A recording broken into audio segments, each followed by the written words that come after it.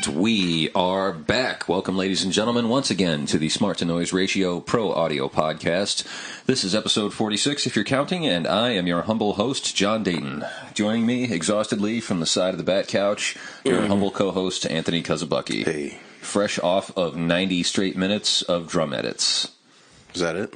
That was it. That's all. Felt longer. It's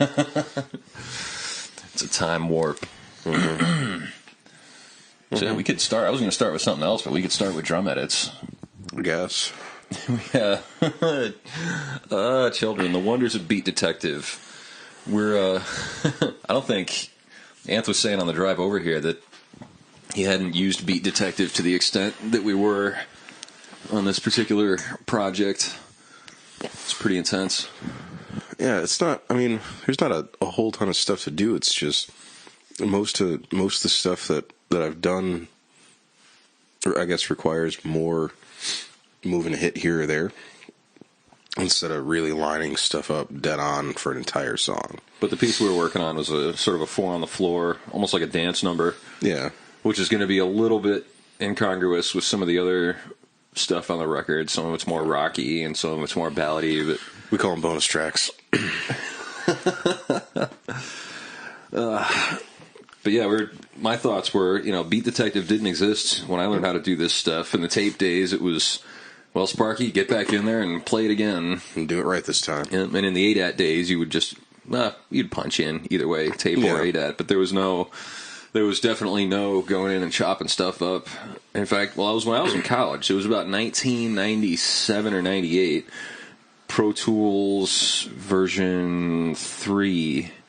I helped my buddy track a record for his band, and they went in, and we did, it was obnoxious. We did like a 16-channel drum session with like top and bottom mics on all the toms. Like we did total big 80s drums for his punk band, which I thought was weird, but he had that new engineer disease of like mic everything, using all your tricks at once. Mm-hmm. So then, because we had learned how to edit in Pro Tools, he went in and he sliced. Well, his drummer was terrible, so he went in and sliced everything. Like he pulled a Beat Detective, when you're sliding that slider back and forth and all the purple lines are showing up. He had the razor blade tool out and was cutting that shit in by hand. And then he literally just lined every single hit up. That's rough. So, Beat Detective makes that a lot easier, but we were both agreeing that the type of editing that we tend to do is, for whatever reason, either because the drummers we work with tend to be pretty good, or just because we don't want to totally suck all the life out of it, like absolute grid quantizing isn't really the way to go for the stuff that we work on. So it will be just, okay, we're just going to grab the kick and the snare at this point, figure out where they go, and then if it doesn't sound quite right, usually grab the overheads to leave the toms and whatnot right out of it. Yeah. But yeah, this was that session all over again, but with Beat Detective to help out. So the biggest thing screwing us up, and I don't know if this will help anybody out there in radio land listening and podcast land, but we were having the hardest time. And this was my first time. Like, I'd been in the room with Beat Detective before, but I've never actually been sitting down to use it. Anth was going through, and grabbing a section at a time. And you get right down to that last part when you click the magic button and, everything's all chopped up and divided, and then it just puts them in the right spot. Except it wasn't. By a bit. By a beat and a half. It was just all discombobulated. And we finally Anth figured out that it doesn't like it if the region you select to work on is touching another region that's been edited. Or close to a region that's been edited. Skip a couple transients and line those up by hand, and then... Yeah. Which works out good when there were fills, in our case anyway, because we were leaving the fills alone. So there's your pro tip for the day is, if you are Beat Detectiving the ever-loving daylights out of something, try and leave the fills alone. Leave a little humanity. Or touch it by hand instead of...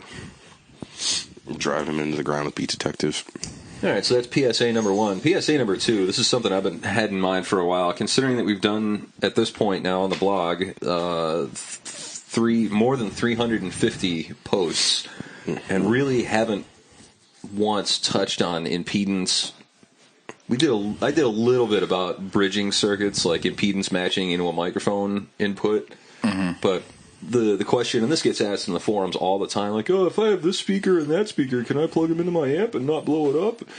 And almost every time the thread turns into, wait, I thought it was this. No, it's that. No, you're both wrong. It's this.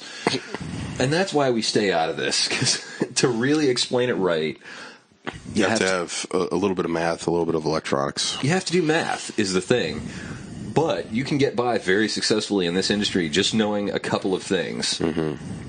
And I'm going to try and do this without using math, but like if you have two 8-ohm cabinets, mm-hmm. if you plug them in parallel, which even though the wire is going from the amp to the first speaker to the second speaker, it looks like you hook them up in series, but because of how the wires are inside the jackets and the way they're wired from cabinet to cabinet, you're actually hooking them up in parallel. The only time you ever get speakers in series is inside a guitar cab, and we're not going there right now.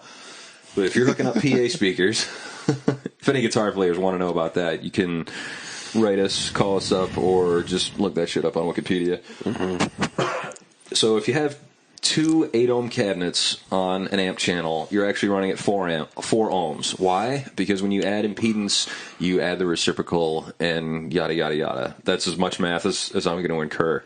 If you add two 4-ohm cabinets together, you get 2 ohms. That's bad. Even if your amp says it can handle a 2-ohm load, unless you paid a real lot of money for it, it probably can't really. Yeah. And it's probably also not super safe, performing at its best, especially if you're going to try and drive 3 full range cabinets. The thing about impedance is, it's frequency dependent. So the lower you go, the closer you get to 0. If you're pushing 20 to 20 at 2 ohms,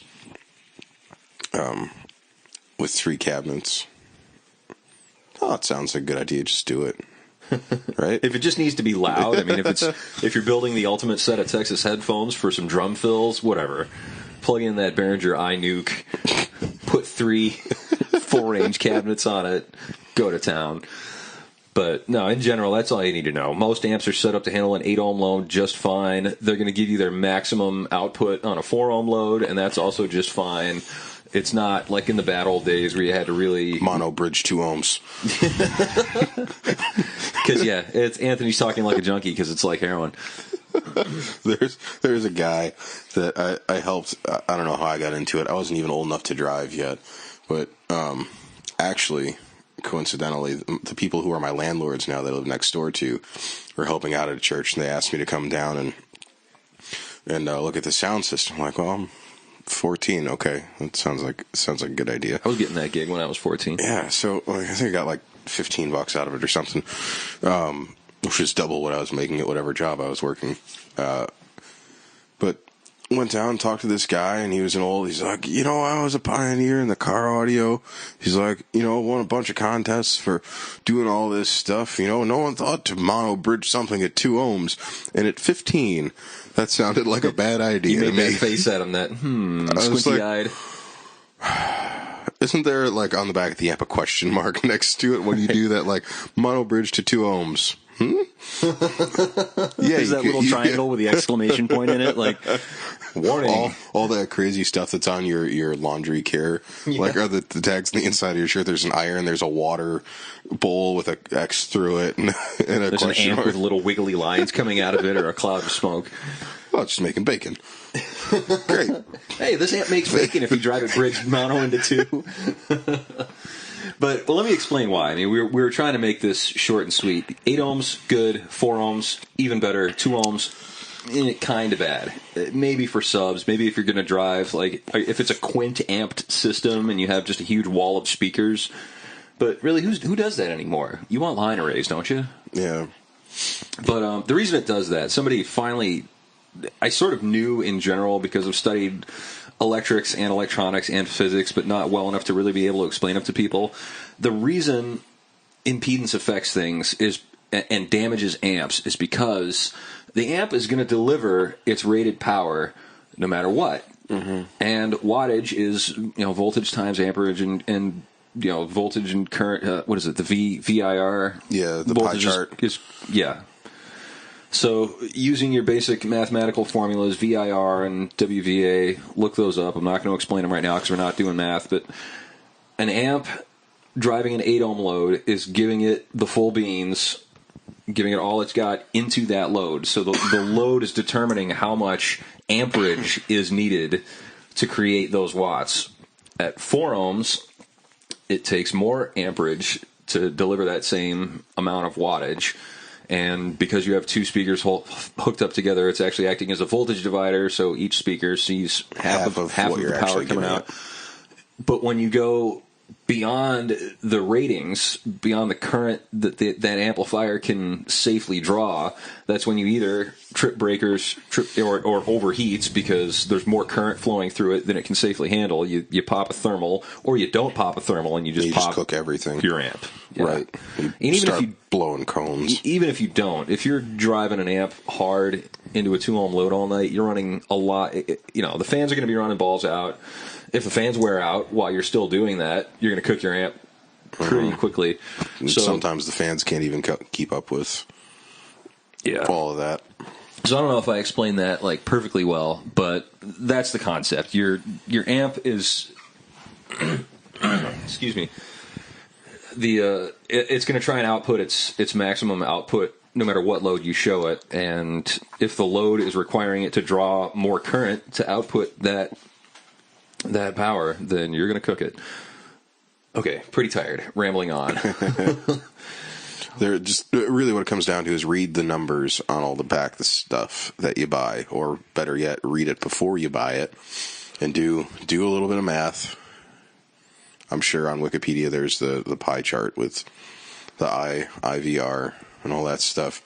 And just we don't know it that well. I was an electrician for years. I don't even know it that well. I mean, there's practices. You follow safe practices. John's been tying 50 amp circuits together to run microwaves for years. I got from tying a 1600 amp service one time. That was freaking awesome. For an elevator? For a whole hospital.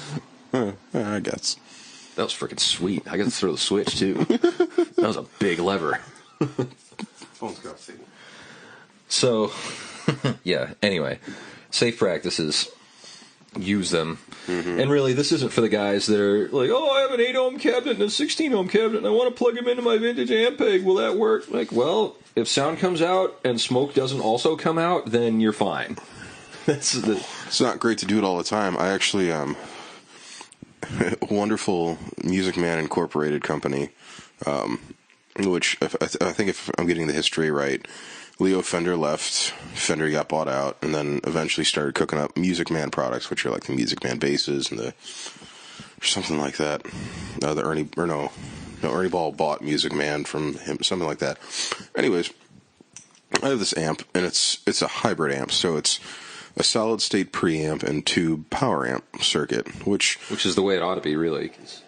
Yeah, I like preamp saturation a little bit.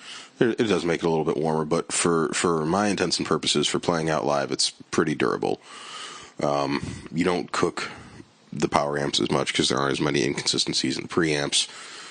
Anyways, on the back of my amp, there are two outputs. There's a main speaker and an external speaker. Now, this is just a head and a cabinet. It came with a matched cabinet. On the back of the head, now this was sold in a pair from a store back in the day. And there's a switch that says main speaker, 8 ohm only on the output jack. But there's a toggle switch to switch to 4 ohms. It's weird. Never thought about it because it says main speaker only, or main speaker 8 ohms only. Right. Great. Looked it up.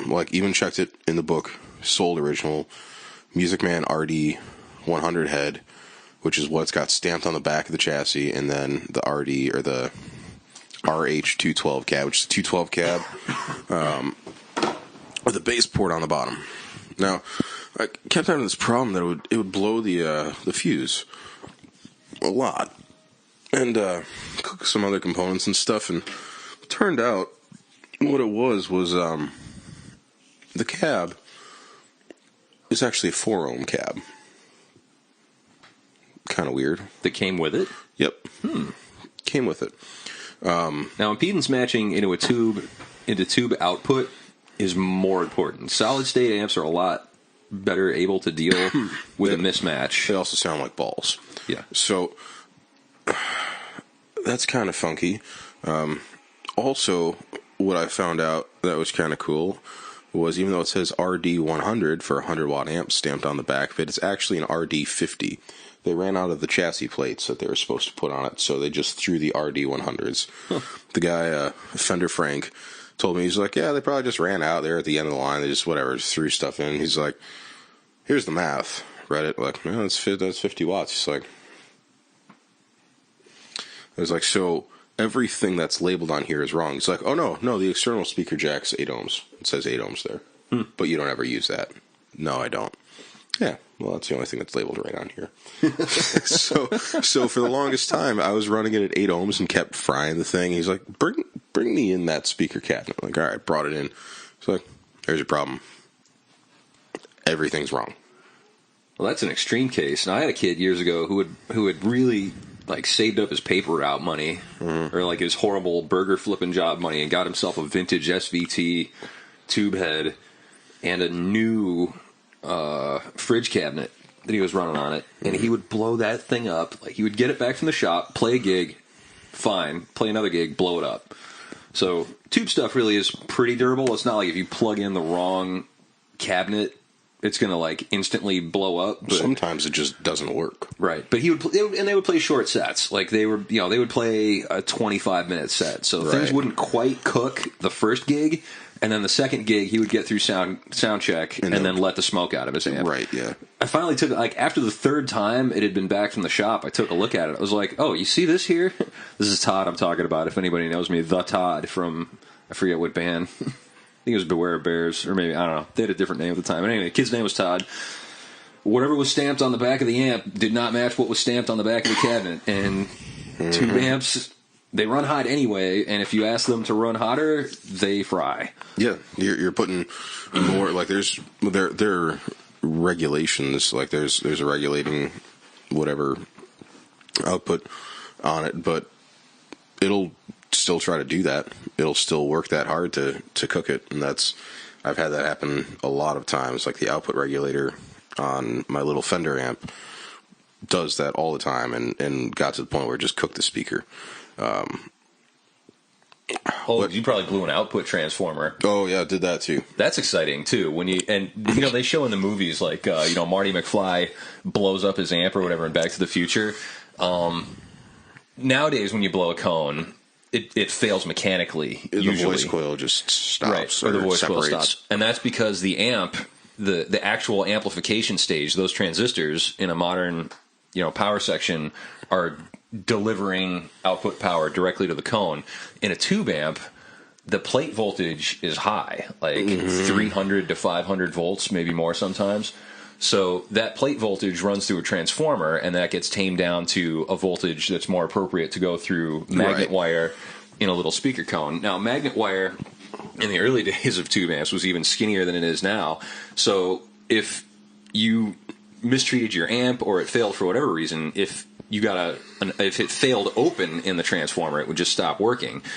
If it shorted, if you got a nick in the magnet wire, if it heated up and the varnish on that magnet wire melted, suddenly you could have 300 to 500 volts in the winding of your speaker, and that, my friends, is an exciting light show for a couple of seconds. That whole thing where the speaker cone, that whatever 12-foot speaker shoots out at them, that can happen. Yeah, like where the cone pops out and makes confetti and sparks chase it. That can really happen when you blow up the output transformer.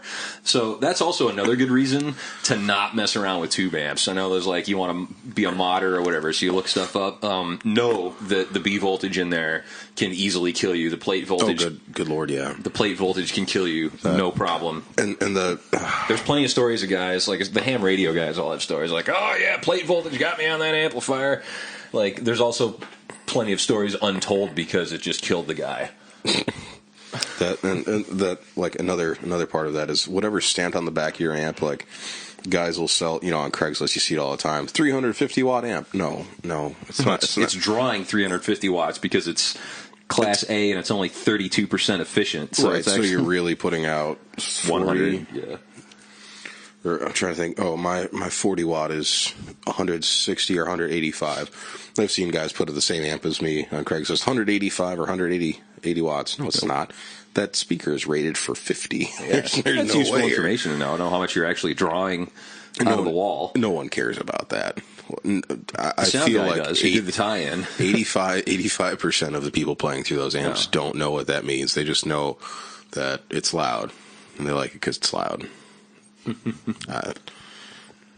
That's an interesting thing to think about too. Is the efficiency? You know, Class A amps. I think the most efficient a Class A amp can be is a little bit under 35%. So that means for every watt of power you draw out of the wall, only a third of that actually turns into sound. And then, like, because speakers are really inefficient, only like 4% or 5% of that actually turns into acoustic. Like, they call it acoustic wattage, like actual power moving through the air.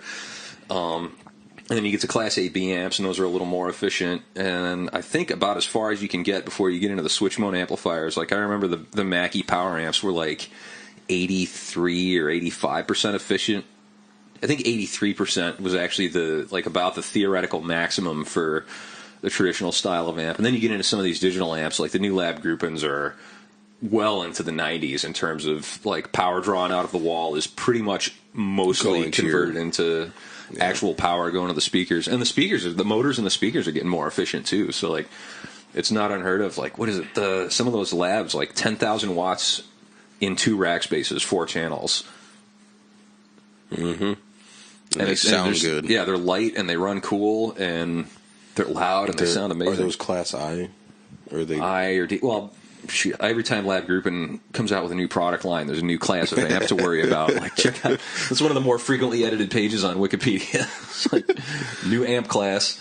I think my K2s are I class, and there's I and D and G. Actually, no, Class D isn't really digital, it's deceiving. The actual switch mode. Yeah. Because there's a difference between, like, switch mode power supplies are one thing. Like the lightweight QSC amps have a switch mode power supply, a high frequency switching power supply. But the amp section is still a more traditional style of amp. An actual digital amp is where you have, well, actually you can have, I'm trying to think. It's not really a digital amp. Well, it sort of is. You still have an analog signal controlling it, but it's turning the output on and off very fast to regulate. Like, it's timed by a crystal, but it doesn't, I don't think necessarily have to be digital. I don't know. Let's not talk about that too much because I don't want to say it wrong, because then the internet will jump up and smack me. Lose all that karma right quick. Gone with a click. Yep.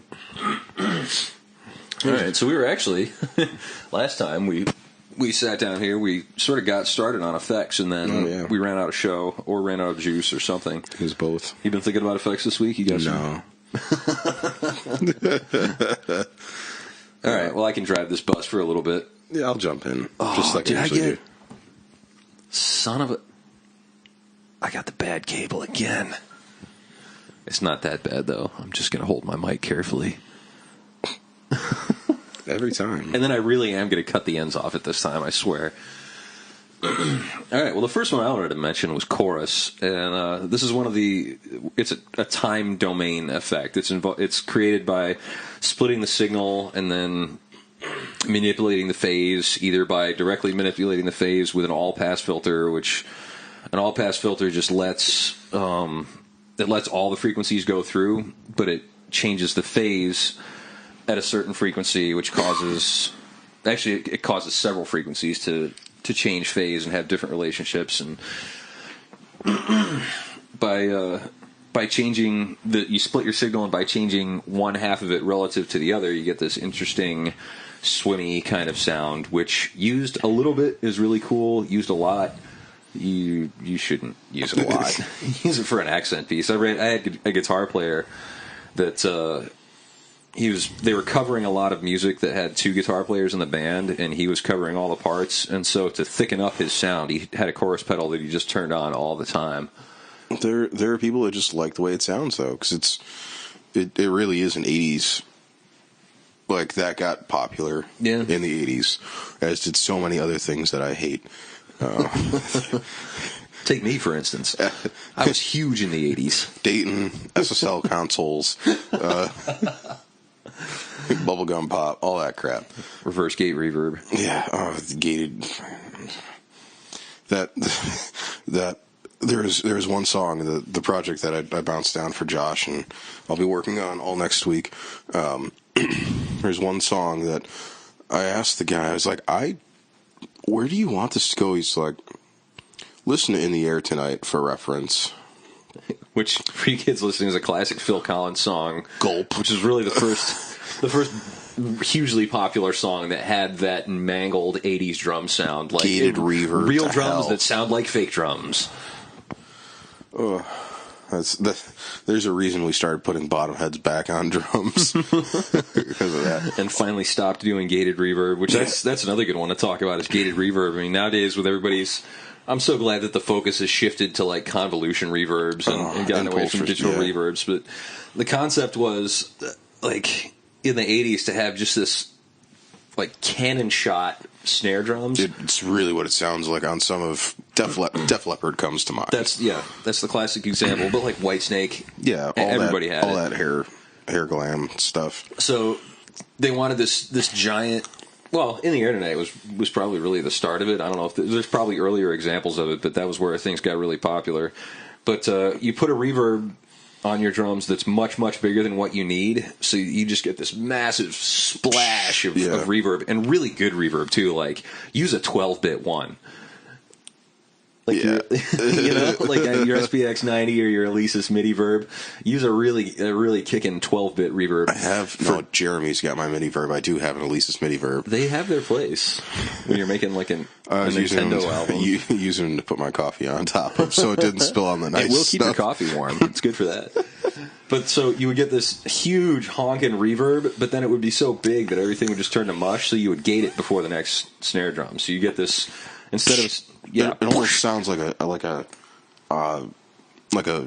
kind of muted hi-hat crash. Yep. With every snare hit. Right. But it got to be kind of the thing. It was like a neat thing. And so, you could do it a little bit more subtly. And I've actually done this a time or two where, like, you start to close down. I'll use, like, an expander, though, a downward expander, so it sort of just subtly reduces the tails. Mm-hmm. Or if I have a reverb sound that I really like, but it's just a little too much, the tails are interfering with the next hit, I'll kind of automate it so they close down. But with gated reverb, it was like, hey, check this out. I have this huge reverb, and it stops short. So they would hard gate it even a little earlier so that it cut out well in advance of the next beat. Oh, yeah. So there's like, distinct nice separation. It was, I mean, I guess back in the day, it's an effect. They just overused it. Yep. Or, I don't know, maybe they didn't. Maybe they beat it so hard into the ground that it learned its place and it stopped. Now, I've got one here. This one doesn't actually come up too much for studio guys, but I'm about to. This is going to be the next big thing on Reddit. Mark my words. Flanger? No. Oh. Wah. So, what the wah pedal does, all it does is it takes a notch filter, throws a huge boost into the mid-range, and then when you step on that little pedal, that gas pedal, it moves the frequency of that filter back and forth from, I don't know, I think it's about 500 up to, some of them go as high as like 2.5K. They've got them, they're variable now. But it depends, yeah. Like the Jerry Cantrell Custom, you can actually tune where it stops. So like when your foot's all the way down and the wah's all the way out, you can adjust where that point is with a little knob on the side. And I was reading the backstory on that because there are a few different nice ones, like, and you can adjust how much the boost is in that notch. The Dunlop 535Q is great for that because there's an overall, like, you can blend, or not blend in, but you can have the wah just jump way out or leave it back, or how intense the effect is. But what Jerry Cantrell's, his guitar tech actually did was just stuffed some foam under there, because he only did it pretty much like from all the way back, so where it's more bassy sounding, to about like a quarter of the way up. So you you're just leaving cut, basically like putting, that circuit out. Putting a block under the accelerator of your car. Right, yeah, so you can only go so far. And then Dunlop's like, oh, money. We can make more of that if we make it. And don't get me wrong, I want to buy one. I don't have the money to buy one. Wrap it in copper-looking paint and slap Jerry Cantrell and an Alice in Chains logo on it and sell it for $50 more, because they put essentially a wood block, a digital wood block in. It's analog. I mean, it tunes the filter. Oh, okay. It just changes the gain of the filter, because what you're doing with the pedal is actually moving the frequency around. So controlling the depth is just a gain function. So yeah, that little knob just runs the feedback circuit of whatever little op amp is in there. But they sound good. And then yeah, buddy, you hear other like old funk guys that only use the top portion of it, so you're only using from like 800 to the 2.5 or daisy 3K. chain two of them. Oh God. And then pick up every radio station. I've heard of guys too. I'm not going to be able to quote anybody that actually does this, but it used to be talked about, and seriously, in the guitar mags, like in the late 80s, about guys that would turn on a wah pedal and leave it just a little bit on and use it as a filter. Oh, yeah. I feel like there's some Jimi Hendrix stuff that he would do that too. Just kick it on and use it as an EQ pedal almost. Yeah. And there's some cool, neat little, like... The problem with that is, like, when Jimi Hendrix did it, it sounded amazing. When Jimmy down the street did it, it was hideous. It was hideous to begin with, and then they turned their wah pedal on, but they didn't quite understand that, like, turning it on and pressing it down just a little bit, like, if I turn my wah on and step it all the way down, yeah, I'm just going to leave that there for a filter, because I read about that in Guitar Player. I haven't changed my strings in 4 years, and it just cleans them up a little bit. Yeah, that. Well, anyway, the thing I wanted to explain to you is a lot of effects you can just do with garden variety plugins, like, and it's cool, like the specialty ones. Like, there's some really cool. Actually, there was a really cool like semi-digital wah pedal that would change the settings to the beat of the song. So you would like set the tempo and set the meter, and then it would sweep through different points. Oh, what is Zvex makes a pedal like that? It's the Sequa or something like that, and it's got like 10 knobs on the top, and it just oscillates. So it was sort of like a ring modulator, but not as ridiculous, and sort of designed more for guitar players.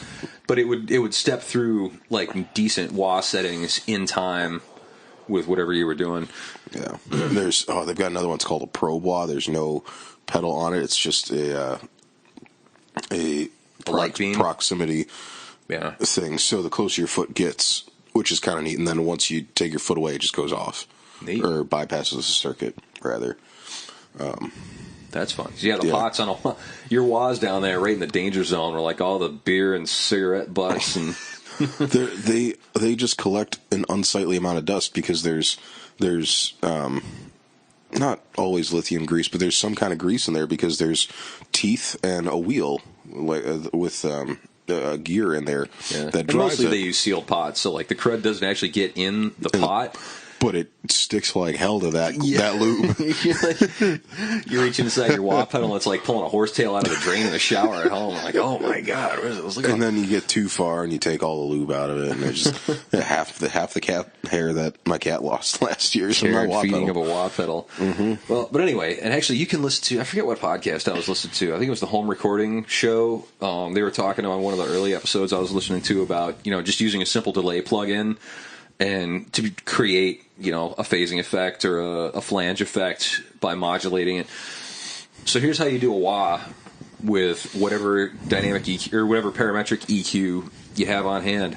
Just make yourself a real strong peak in the mids, and then automate it. Automate where you're driving it to. And it's not going to sound exactly. I mean, if you want it to sound just like a Dunlop, like there are guys who have plugged their Dunlops into analyzers that could show you the exact like plotted frequency response. Actually, I think I have one open on my computer right now. I'm going to scroll over there and see if I can show Anth.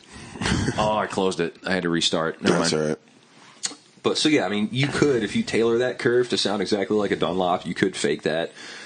Which would actually be cool for reamping. I mean, if you were ever stuck reamping something, you wanted a wah on it and didn't have one on hand. Yeah. But what I find to be more interesting is how much you can sculpt it. Like when Anthony was talking about, like, all right, maybe make it not as deep, or maybe make it act on the low mids instead of the mids, or have a much wider range than a wah normally would have. And then you can use it on stuff like a fatter cue. Yeah. Use it on a vocal. Like if it, because like people have tried using wah on a vocal, and now that there's all that TC stuff that just does it. Yeah, and well, the vocoders have been around forever, but try setting one up that's not remotely as deep as what a wah would do, and sweeping it back and forth across a vocal in a a pre-chorus section or something. That can be pretty interesting. One of my buddies does it on saxophone. Yeah, he's Bellaflex guys would use envelope followers, which is sort of like an auto wah. Yep. On their brass on a couple of numbers. It sounds sweet. Like he does it the right way. Like he'll use whatever mic is going to the house, but he'll split it. He's got a little mixing board on his. He's got a pedal board. He's got a bigger pedal board than I do for saxophone, which I think is pretty awesome. Is he compensating for something? I don't think so. He just got his master's degree today. He just graduated his master's in education. He's a gross saxophone player, though. He was part of the Sax in the City thing that they did a couple months ago here. But yeah, he's got a Proco Rat distortion pedal. One of the nice, the old ones. Gnarly. It sounds so good. Octave distortion on a sax. I don't think that's not octave distortion, but I think he does have an octave pedal on it. But he usually plays tenor or soprano. He's like, I've got an alto. I don't really play it that much. But I think alto is overdone, so the tenor is great for that. But yeah, he'll drive through a wah pedal every once in a while, or sometimes he'll do that. He'll leave it on cocked back and get a real throaty, deep sound out of it. But I don't think I'm going to go too much more on the wah, because I was actually thinking about doing a mini podcast. And just did a mini podcast, by the way. If you're a listener and not yet a reader, check out our blog. We post at least 3 days a week, sometimes more. But you can find that at smart2noise.blogspot.com. Just did start of last week here, beginning of May 2013. Did a post on phone voice, which everybody knows. If you need a recording of a voice to sound like it was over the phone, you high pass it at 300, low pass it at 3.5K, 3.4K is actually the original Ma Bell phone company spec. But what most people don't realize is that the phone system, long-distance telephone, has been largely digital since as early as about 1962.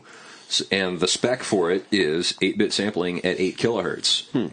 And that'll push it over into the... I don't know, it's just the last little push. And then if you really want to put the cherry on top, use MuLaw Compansion, which is actually digital compression, which adds that last little bit of artifacty goodness. The kind of...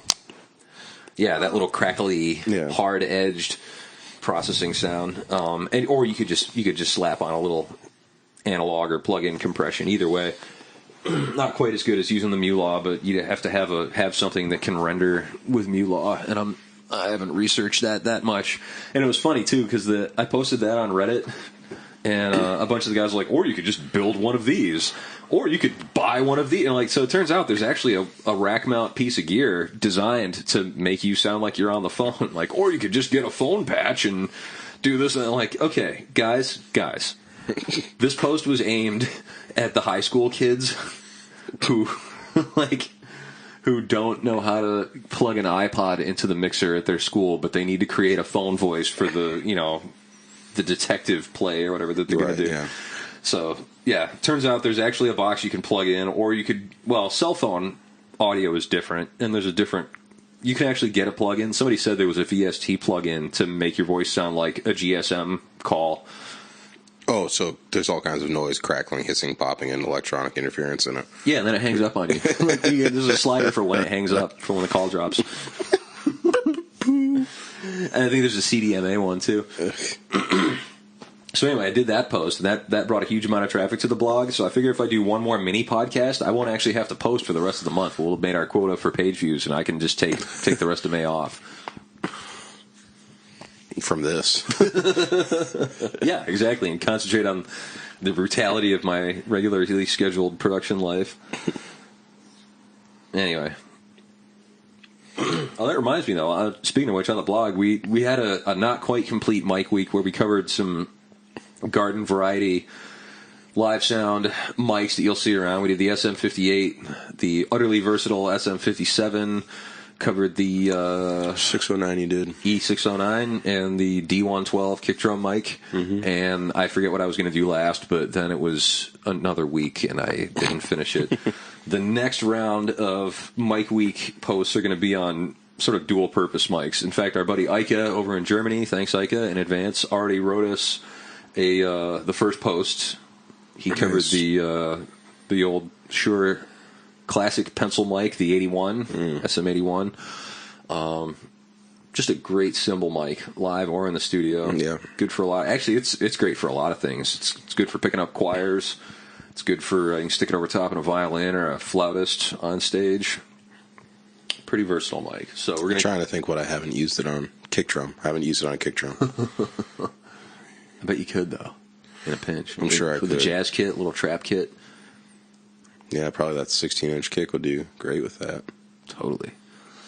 So we're going to cover a few slightly more expensive but easily dual-purpose mics, and then the time after this that we do Mic Week, we're going to cover mics that are sort of just for the studio. So expect that in your reading future. And how we doing? Got a little bit of time left, but prudence is the better part of valor, so we don't necessarily need to run the clock out. We also need to decompress and be back into the studio early tomorrow morning. And I've also got a special event and regularly scheduled services, but with a band I've never worked with before, so hey, it's like festival time all over again, except in a zero-fail situation with thousands of people watching. And no forgiveness. That's why we need to have those I've screwed up gigs bigger than this T-shirts around. I say that all the time, and everybody thinks I'm funning them. Have you ever dropped the ball in an arena? I have. I've dropped the ball in a stadium. This is not an arena, son. This is room 5-6 multi-purpose facility. 1,200 people in a Sunday morning service. Bah! I've been caught with my pants down literally in front of 5,000.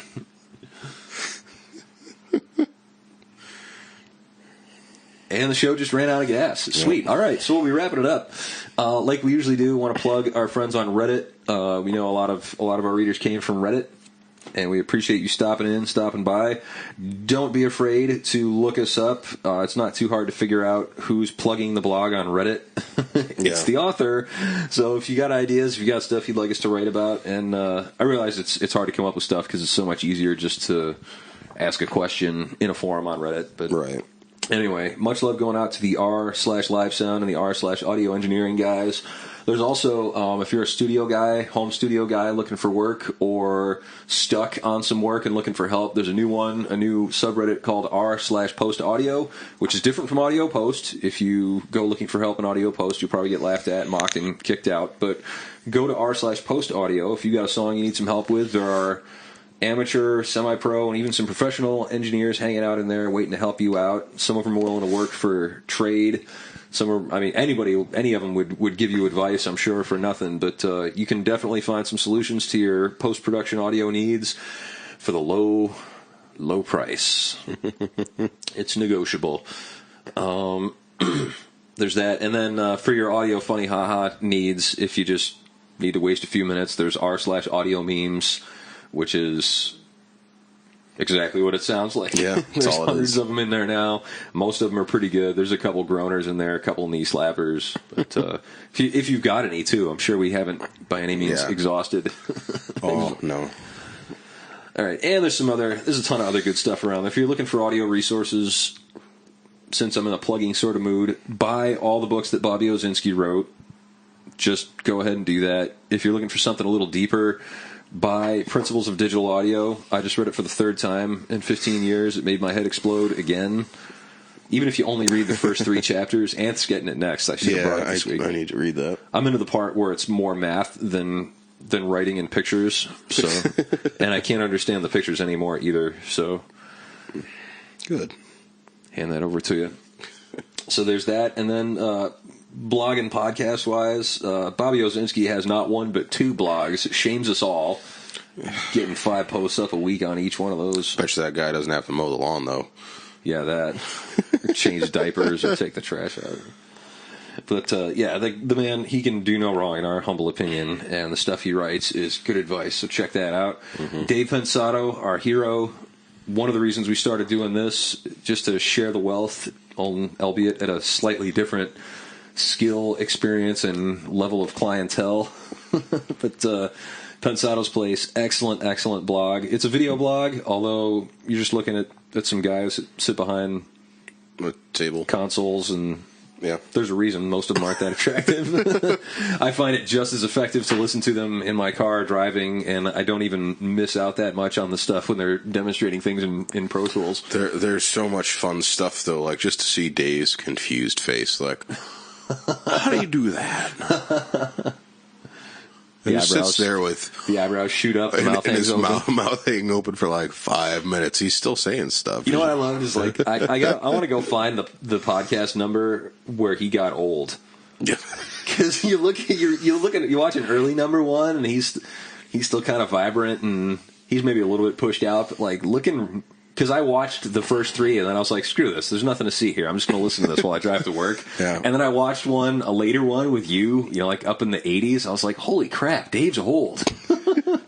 Yeah, and they do them every week, so it happened in a couple of years. Yep. And then there's the very reason we started this was the Audio Nowcast. Look those guys up. A bunch of just monster guys. Now, like the cool thing about Pensato's Place is it's Dave and Herb, and then a different guest star every week. The Audio Nowcast tends, there are some guys that wander in and out, but it's the same core of guys every time they're on. There's about 125 episodes now, and they haven't been real regular. They've been on for like 6 years. Yeah. It's so cool to listen to some of the earlier ones and hear them talk like, hey, the iPhone just came out. Did you get one yet? It's like audio archaeology. And then they go, most of them have worked for Stevie Wonder, so they go back and tell you horror stories from the road. But that's just a super resource. Some guys who are monster post-audio cats, and there's one guy who's like never there because he's always busy mixing a Red Hot Chili Peppers record or a Metallica album or Adele, and there's another guy that like he's always there but he can never talk about what he's working on until after it becomes a huge blockbuster hit and you've seen the trailer for it. Yeah. The Avengers and that kind of stuff. And the other one, I'm caught up on both of those, so I needed a new audio podcast to listen to, so I just started on the Home Recording Show. They have 200-some episodes. I should get into that. It's pretty good, because they sound just like us. The first one's like, they're real straight-laced. Yeah. You start getting into the higher numbers, and they're cutting it up just like we are. There's obscure inside jokes and references and stuff, so it's fun to listen to. But actually, the format they do is pretty interesting. We... Just because of our lives and the lives of everybody else that we try to collaborate with, unfortunately, it's just me and Anth here. And after Anth Jr. is born here in August, it may not even be that. But what they do, I think, is they Skype in from all different parts of the country and Canada, and each guy's sort of responsible for recording his own portion of the show, and then they combine them at some point. So, like, each guy sometimes is doing sort of like what we do on the mini podcast. Like, he'll have pre-recorded a segment where they kind of give you like a very well thought out, well versed paragraph or two about what they're doing, and then a little demonstration, and then they all come together and talk about it. So that is a super resource, and it's certainly not beneath a guy that's been in the industry for 2 decades plus. I'm going through and agreeing with a lot of what they say, and even learning a couple of new tricks here and there. Yeah. In fact, our show and podcast is probably going to pretty much exactly follow theirs. No, I'm just kidding. Just throw a phone voice on all of it. And yeah. All right, so that's enough plugging. That was probably almost a solid 10 minutes of telling you where to go. Yeah. In a polite sort of way. I mean, come on. It ain't like that. We love you guys. Don't leave, baby. Don't go, baby. I'll call you. All right, so that's the show. We're wrapping up here because we got an early morning tomorrow, but thanks, seriously, for listening, all 40 of you that come by once a week and check us out, or at least preview us in the first 10 seconds. That shows up in the analytics. That drives us to continue our program of excellence. Nonsense. And fart jokes. Although even Dave Pensato and Steve Slate do fart jokes, so I guess it's not really frowned upon that much in the industry. More grimaced at, squinted at. I look forward to April Fool's Day just for the Slate videos. I know it. The one this year was great. Because Dave was this year. That was totally great. I've been using his fart samples. They're the best in the industry. Check them out. All right, so we're going to wrap it up for real now. As always, well, whatever we always say at the end. Thanks and good night. We'll catch you next time if you're lucky. Good night, guys.